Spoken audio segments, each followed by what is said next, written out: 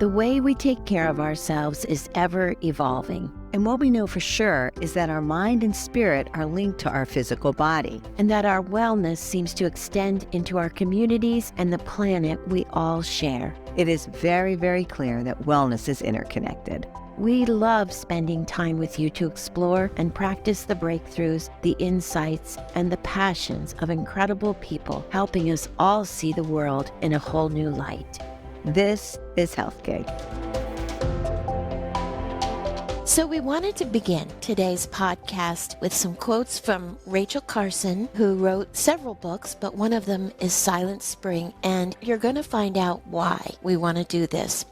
Those who contemplate the beauty of the earth find reserves of strength that will endure as long as life lasts. There is something infinitely healing in the repeated refrains of nature, the assurance that dawn comes after night and spring after winter.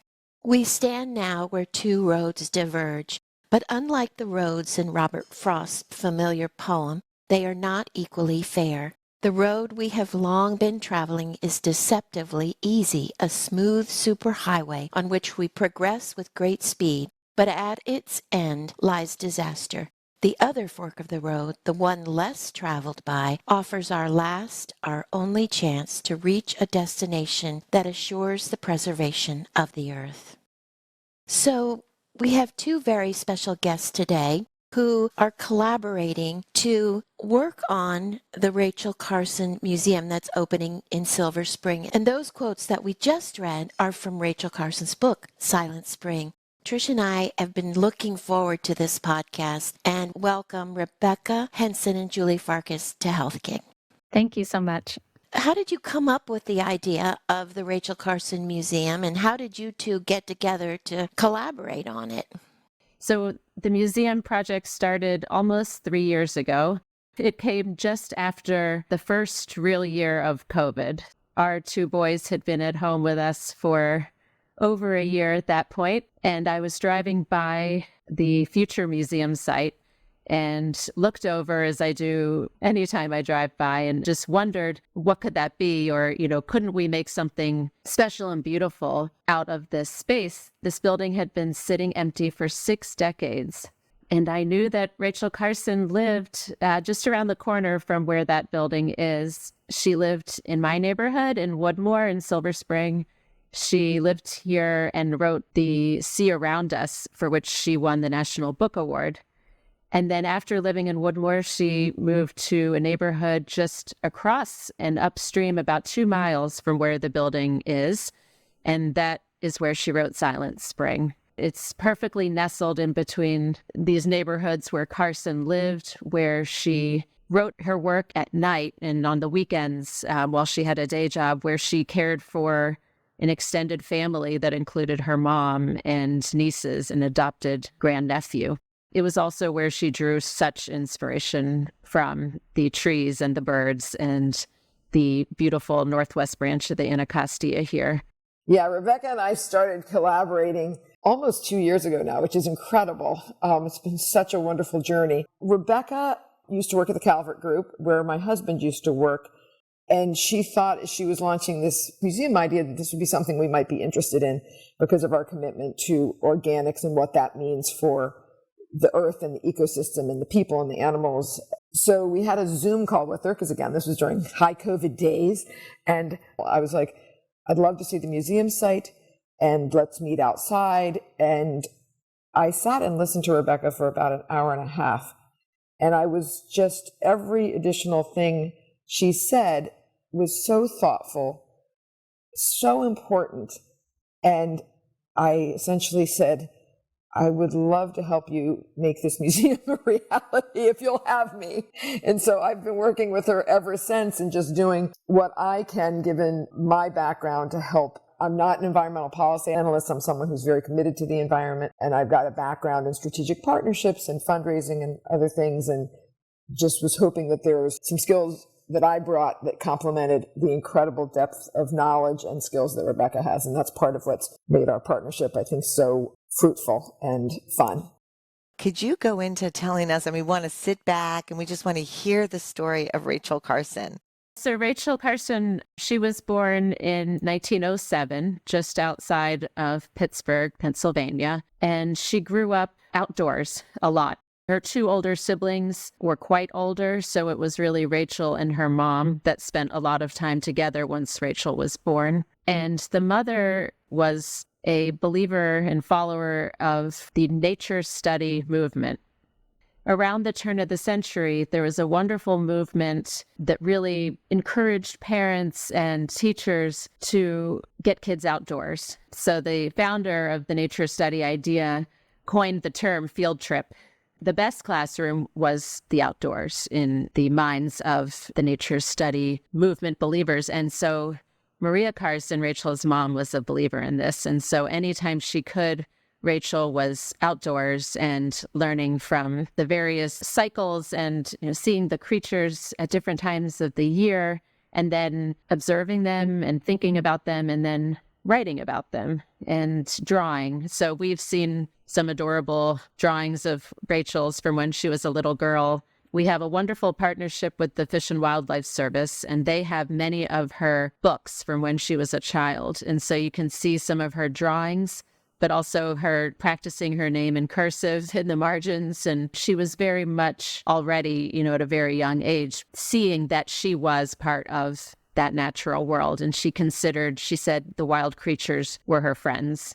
Rachel was having her stories published in the St. Nicholas magazine at age 11 and 12 and winning awards. But Carson's mom also put a lot of attention and effort into making sure that Rachel could have a career. And ever since she moved here for graduate school, she was a resident of Maryland until she passed away at age 56. Didn't she have a home in Maine? She did, and her heart really was in Maine. So as much as I 100% believe that she was a Maryland story and that she's someone that we will just enjoy celebrating here in this state, she loved Maine. And there was that sense many of us know in Maine of that mystery, just standing on the rocky shoreline there. You're confronted with emotions. She was always very perceptive to that sense of awe and that sense of wonder, but Maine is full of awe and wonder. She wrote another book, A Sense of Wonder, that I told Tricia before this podcast that we had on our bookshelf growing up. And you're kidding. Oh. No. And that was a book written in Maine. So it started out as an article in Women's Home Companion in 1956. It was called Help Your Child to Wonder.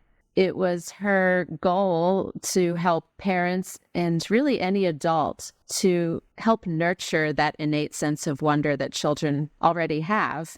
You have to be willing to entertain the child's curiosity and maybe just to ask simple questions. When you walk out the front door and you hear a bird, just ask, oh, did you hear that? Or I wonder what that is. And you don't have to have any clue who's making that sound.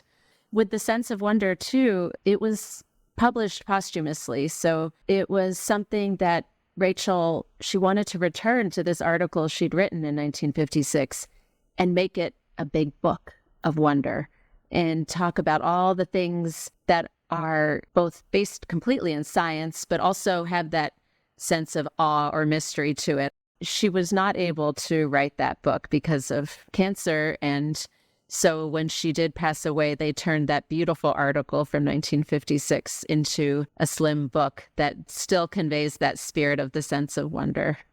So why don't we move into talking about Silent Spring? So when Rachel was working as an editor with U.S. Fish and Wildlife Service in the mid-40s, she came across a document as part of her duties there that was about testing being done at the Patuxent Refuge here in Maryland.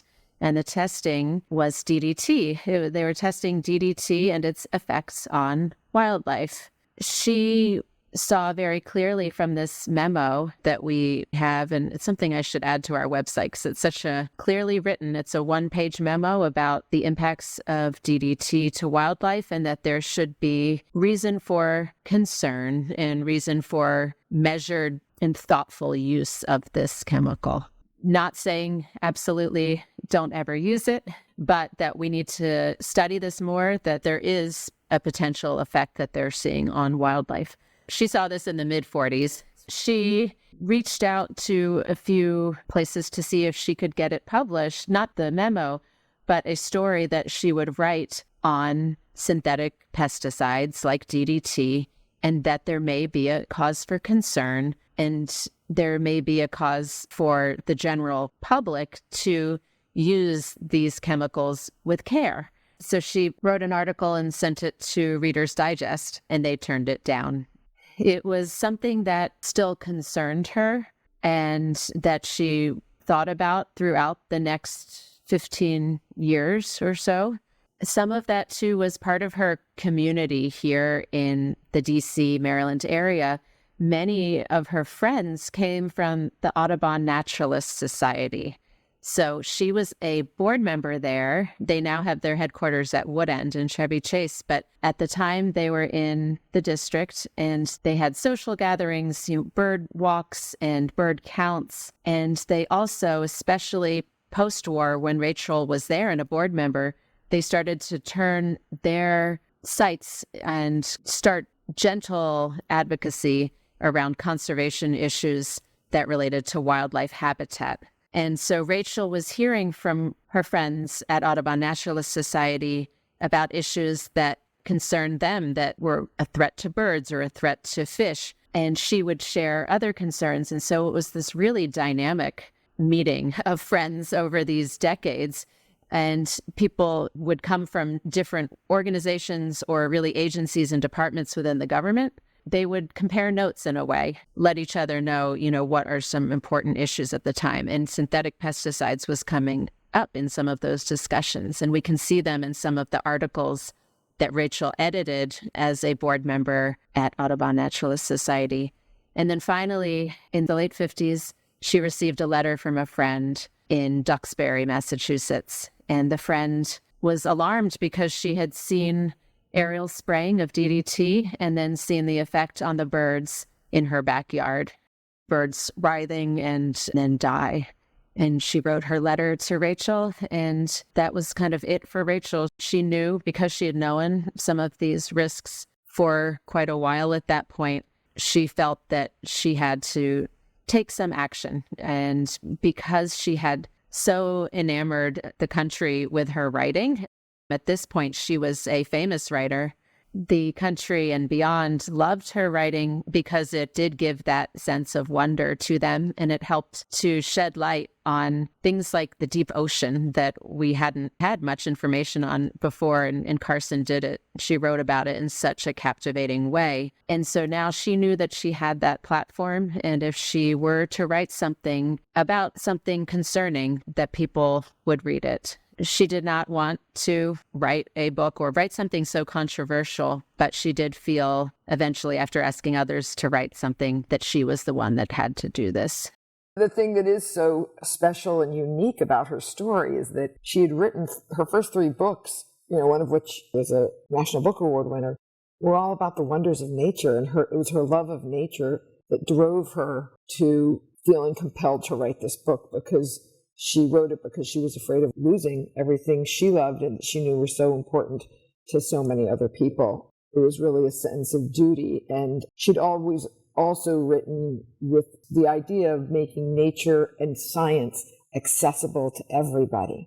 She took those same talents that she used in her books that were more beautiful and was able to convey some pretty sophisticated scientific concepts in Silent Spring, and to the extent that a book like that can be written in a way that's understandable and almost beautiful, even though it's very difficult content. And it was so controversial, right? Could you talk about what happened when it was published?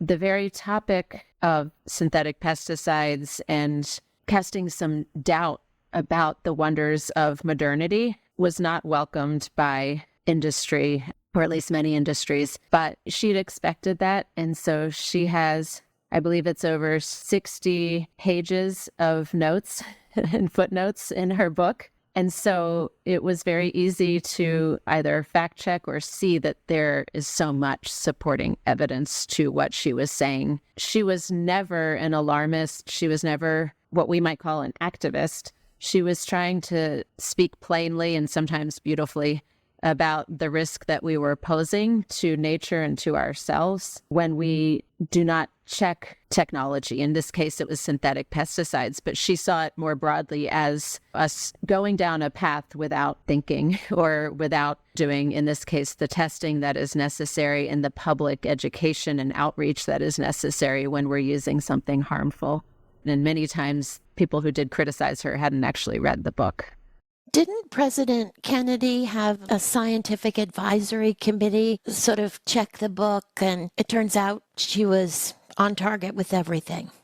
Exactly. He did order a committee to look into her claims, and they came back saying that overall the book is sound and that there were no concerns that they had with regard to the factual nature of the book. It really was a win in the light of this pushback and some of the attacks on her. And those attacks were very gender-based, calling her hysterical and, using terms that were clearly related to her being a woman, an unmarried woman, especially a spinster, and calling into question why anyone would care about the next generation when they hadn't produced any biological children of their own.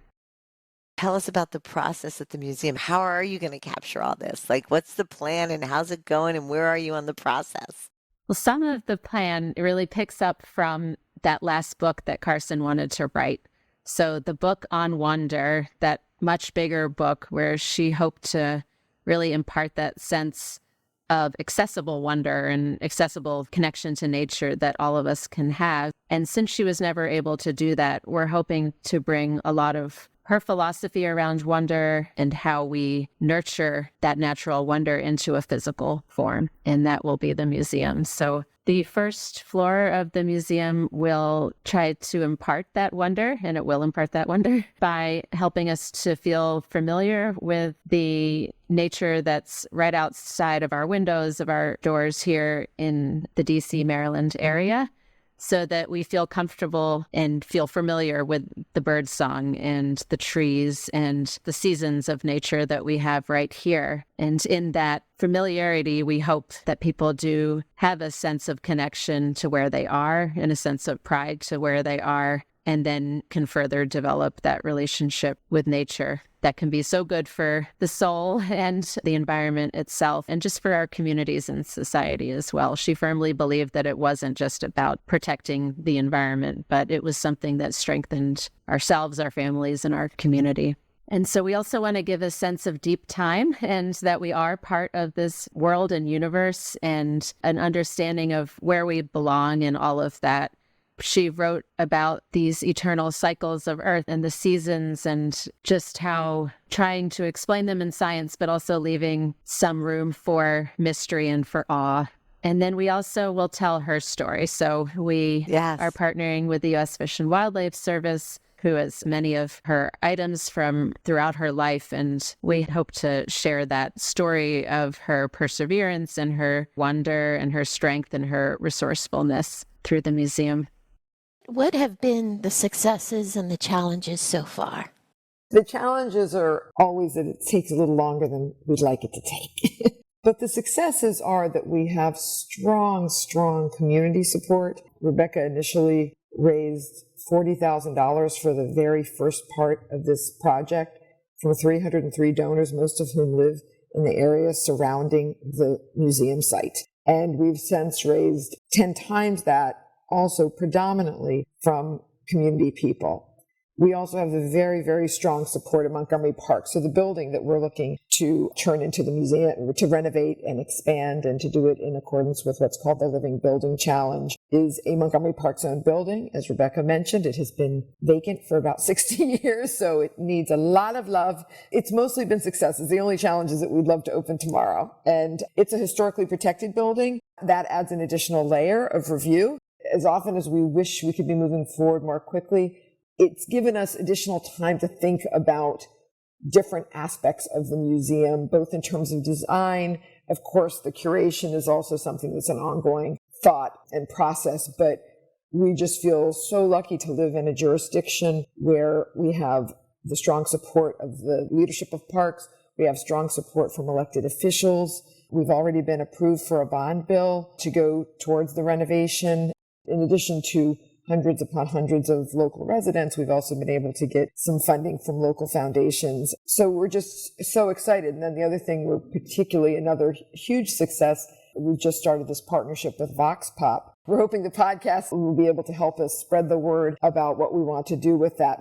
We reached out to the company Vox Pop, which provides a lot of the speech-to-text technology that NPR programs like the 1A or Fresh Air use for their listeners to call in and interact. So respond to a question or ask a question or leave a comment. They are based in New Zealand, and Peter Fowler, one of the co-founders, happens to be a Rachel Carson fan, and his life was, as he says it, affected by Silent Spring and by, reading her book when he was younger. He then offered very generously to partner with us on this project that I had suggested, which is to capture the stories of ordinary individuals. We want, through this partnership with Vox Pop, to be able to have everyone share the stories.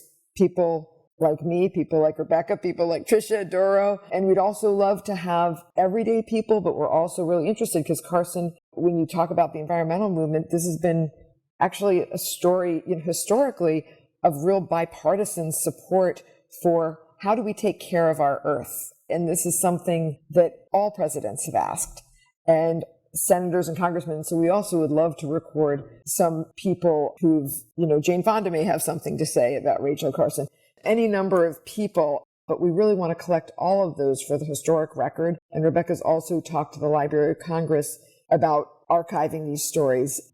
The people who, when I mention what we're doing, want to share their story about when they recall their mother having read the book and what it meant to their mother or a grandmother, or obviously themselves as well. And there's something almost magic, a spark, that we can feel when people are telling us those stories. And it feels like a duty to collect these both inspiring and transformational stories, but also a real part of American history, because we so often talk about Rachel Carson and Silent Spring sparking the environmental movement. But what does that mean at the community level and in a family? What did it mean to an individual family? And so we're just so excited to get these stories. On Earth Day this year, we are going to be doing a 24-hour collection of stories. I think that's when we're going to launch. On our website, there'll be a button, again, developed in partnership with Vox Pop, and people will be able to go to our website, press a button, and start sharing their stories, and we'd love to do that. And we really do want to, as Rebecca said, she's heard and I've now heard so many stories of people that have been affected by Rachel Carson. What we want to collect most quickly are the stories of people who read it in 1962. So if we have anyone listening that read it in 1962, you want them to reach out to you, right?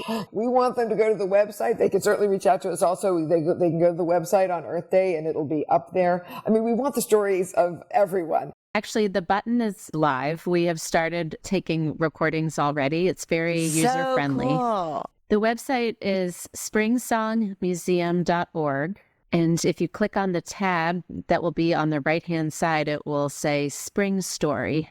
And that's where you will find the button that you can press to record your story. So tell us about the name Springsong. Well, we actually started out with the name, a kind of clunky name, Rachel Carson, Place of Wonder, Inc. Very quickly, a friend of ours and a member of the Latino community here in Silver Spring, who's a conservation advocate, sat down with me and said, let's talk about the name. The name makes sense. It's a museum that will speak to Rachel Carson's legacy, but we're missing out on something. And that is the collective voice of our community here in Silver Spring. I so appreciated her feedback and went and thought a lot about what we could name this museum, whose purpose was to spark wonder in nature and help folks feel connected to the trees and the birds right outside their window. And thinking a lot about Silent Spring and Silver Spring, the name Springsong popped into my head. And then we have that amazing sonic proof of life, the bird song, the frogs the spring peepers that Rachel writes about hearing in her house in Silver Spring from the creek down the street from her. All of those things are these reminders of our connection to the life in this world, to each other as well, but really the beautiful bird song and those sounds that return every single year, and that we can't take that for granted.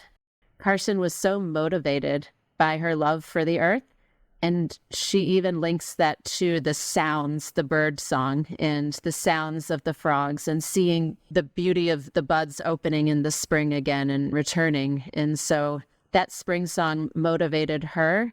It's not just one song. It's not just one creature making the song, but it's all of us in a way. It's all of the creatures that have that robust return to life. It's a beautiful name. We're so lucky to be in this part of the county. It's so diverse, language diversity and ethnic diversity. And where the building is, it does have a parking lot, but it's right on the county's BRT, bus rapid transit line. So there's mass transit there. And we really are excited to be where people already are. And so we can serve our community in the best way possible. It is where people are. But the other thing is it is also where nature is. And it's this dichotomy that makes the project so exciting. It is on a state highway. And when I say on a state highway, I mean on, not a block away from the state highway. It is, the building sits on the state highway, but it also happens to be at this dramatic gorge at the fall line between the Piedmont Plateau and the coastal plain. And so it's the same kind of natural drama and beauty that you see in Great Falls in a much bigger way, but it's right there. And it's also along 25 miles of trails that start in Prince George's County in Bladensburg and finish in Sandy Springs. So again, when we think of connection, that's another way. It's connecting to different counties in Maryland where all of us can be connected. And so it is this shockingly beautiful nature right there at the highway, and that most people never know, but thousands of people drive by every day.